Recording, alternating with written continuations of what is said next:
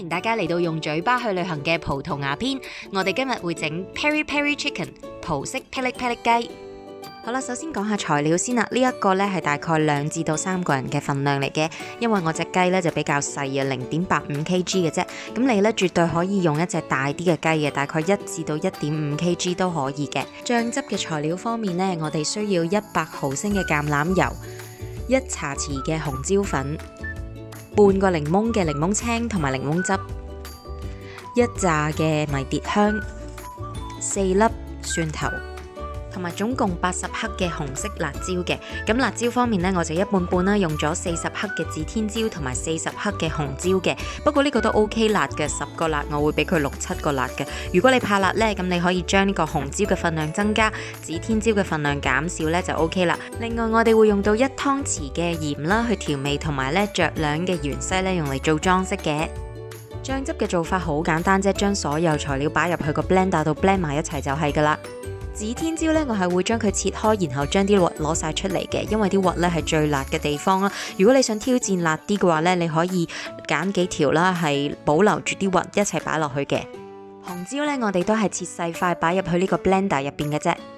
跟住仲有將半個檸檬嘅檸檬青刨出嚟加入去，同埋半個檸檬嘅檸檬汁加埋落去嘅。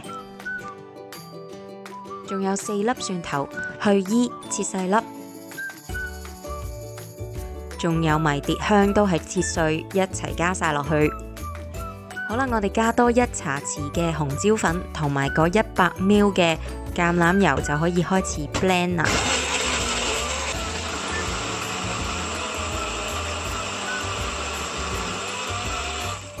Make sure 咧係 blend 得均勻嘅喎。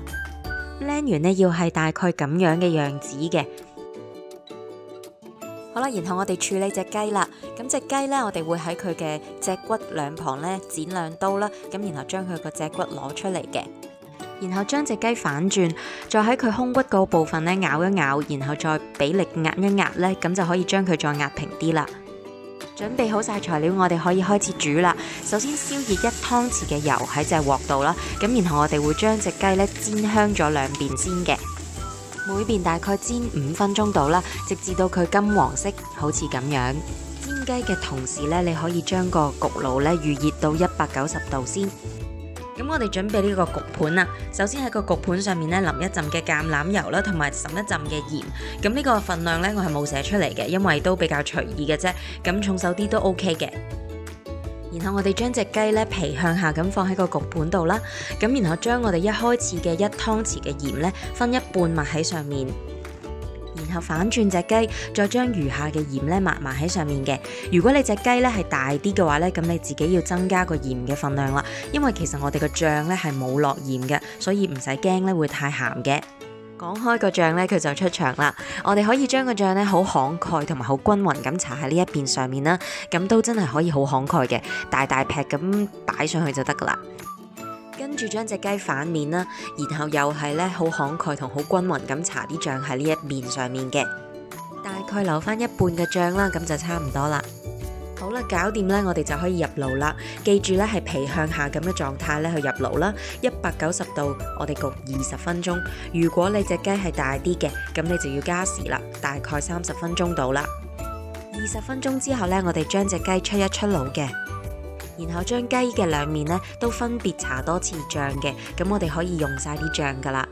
搽完2面嘅醬呢，咁而家隻雞呢應該係會皮向上嘅狀態啦。咁我哋就用呢一個狀態呢入爐再焗多20分鐘。都係啦，如果你隻雞比較大嘅話呢，咁你就要酌量加時啦，可能變30分鐘啦。因為人人嘅焗爐都唔同啊，咁總之最後想碌貨嘅狀態呢，就係金黃色咁樣樣啦。咁我甚至呢係喺20分鐘以外呢，再加多5分鐘呢係上火烤焗嗰個功能呢。咁所以做到有少少好似炭爐烤咁嘅效果啦。總之去到最後嘅階段呢，就用目測嘅方法去到你自己想達到嘅金黃色狀態就 OK 啦。我哋將隻雞上碟之餘呢，呢一啲餘下嘅汁呢，千祈唔好嘥咗佢，因為佢係結合埋呢一個雞汁呢，超級好味啊！咁所以呢，我會將佢呢滗起嚟啦，咁然後呢，我哋食雞嘅時候可以用嚟點嘅。當然，如果側邊燶燶地嗰啲，我哋就唔要啦。咁咁就完成咗呢一個葡式非洲霹靂霹靂雞啦，係咪好簡單呢？呢隻雞呢真係做到呢皮脆肉滑嘅感覺啊！佢因為用咗 spatchcock 嘅方法去煮啦，咁所以呢，我哋係成隻雞都可以烤到金黃色啦。咁同埋呢，佢入邊嘅肉真係可以係好 juicy， 同埋呢係好 moist 嘅。呢個醬汁呢亦都係靈魂嘅所在啦。我就最中意呢切啲肉出嚟點醬一齊食噶啦。我諗燒雞呢，大家可能都整過噶啦。咁下次呢，一於換下口味，試下呢一隻葡式霹靂霹靂雞啦。我會繼續同大家分享葡萄牙同埋世界各地唔同嘅菜式嘅，記住 like 同 subscribe 我個 channel 啦。下次用嘴巴去旅行 Mina's Hungry Planet 見，拜拜。咪走住，今集呢有啲蝦碌鏡頭想同大家分享啊，去片。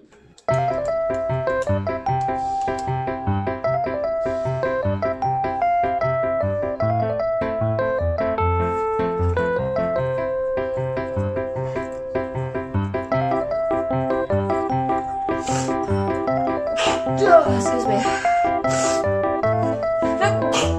Excuse me.